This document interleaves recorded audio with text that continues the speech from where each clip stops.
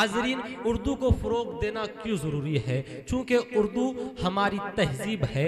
उर्दू जो है गंगा जमनी तहज़ीब का आईना है। उर्दू दिलों को जोड़ने वाला एक जादू है। उर्दू सिर्फ किसी फ़िरके, किसी मज़हब या किसी शख्स की ज़ुबान नहीं, बल्कि उर्दू हर उस शख्स की ज़ुबान है जो उसे बढ़कर अपने गले से लगा ले। कि उर्दू ज़ुबान वो ज़ुबान है कि पंडित रतननाथ सरशार ने जिसके माथे पर झूमर सजाया, पंडित दत्तात्रेय नारायण जिसके रुखसार और दिलकशी पर शेदा, दागो मोमिन ने जिसकी जुल्फें सवारी, साहिरो कैफी ने जिसको गले लगाया, मौलाना मोहम्मद हुसैन मदनी के खुतबात ने जिसकी पेशानी को सजाया, हजरत अल्लामा इकबाल की शायरी ने जिसे मुकद्दस और पाकीज़ा बना दिया, कुरान की तफसीर जिसकी जबीने नाज का उजाला, जिसके नाज अपनों ने उठाया और उन्होंने भी जिसको गले लगाया। हाज़रीन, ये उर्दू ज़ुबान है। उर्दू ज़ुबान ने इस मुल्क के इत्तेहाद और सालमियत में भी एक अहम और नुमाया किरदार अदा किया है कि जिस वक्त सरजमीन हिंद का बंटवारा हो रहा था, लोग पाकिस्तान की जानिब हिजरत कर रहे थे, उस वक्त यही उर्दू ज़ुबान के बोल थे जो दिल्ली की जामा मस्जिद की सीढ़ियों से मौलाना आज़ाद की ज़ुबान के जरिए फ़ज़ा में गूंज उठे थे। क्या ए पाकिस्तान की तरफ जाने वाले मुसलमानों, कहाँ भागे जा रहे हो हिंदुस्तान की सरजमीन छोड़कर? किसके सहारे छोड़कर जा रहे हो ये मसाजिद के मुकद्दस मीनार? किसके भरोसे जा रहे हो तुम्हारी तहजीब और सकाफत को छोड़कर? रुक जाओ, अरे नादानो रुक जाओ, तुम ही भारत की तकदीर के नविश्ता है, तुम ही भारत की आन बान और शान है। आज दुश्मन हमसे बरसरे पैकार है, लेकिन कल यही आपको गले लगाएंगे।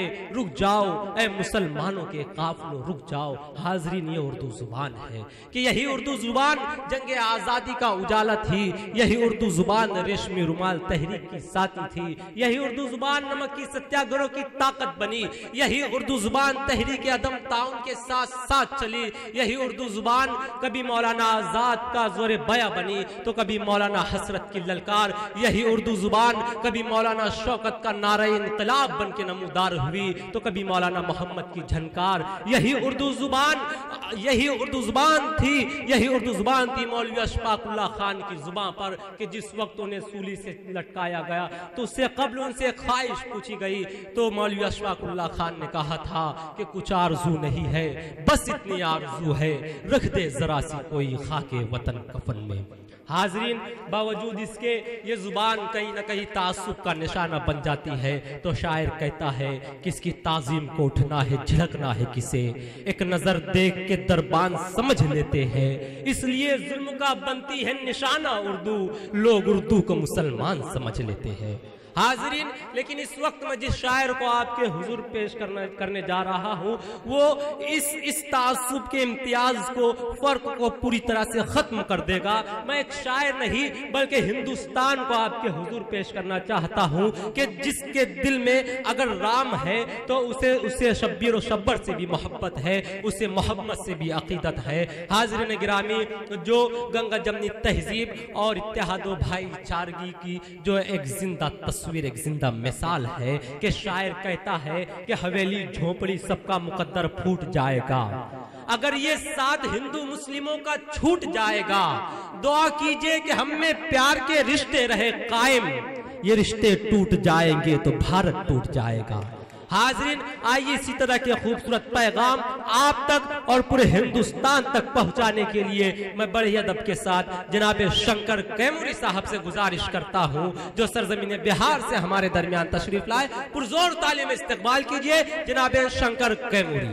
किसकी ताज़ीम को उठना है, झिड़कना है किसे, एक नजर देख के दरबान समझ लेते हैं, इसलिए जुल्म का बनती है निशाना उर्दू, लोग उर्दू को मुसलमान समझ लेते हैं।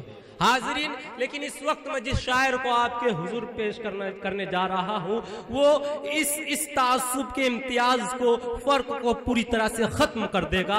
मैं एक शायर नहीं बल्कि हिंदुस्तान को आपके हुजूर पेश करना चाहता हूँ कि जिसके दिल में अगर राम है तो उसे शब्बीर और शब्बर से भी मोहब्बत है, उसे मोहम्मद से भी अकीदत है। हाज़रीन गिरामी, जो गंगा जमनी तहजीब और इत्तेहाद व भाईचारगी की जो एक जिंदा तस्वीर एक जिंदा मिसाल है कि शायर कहता है कि हवेली झोपड़ी सबका मुकद्दर फूट जाएगा।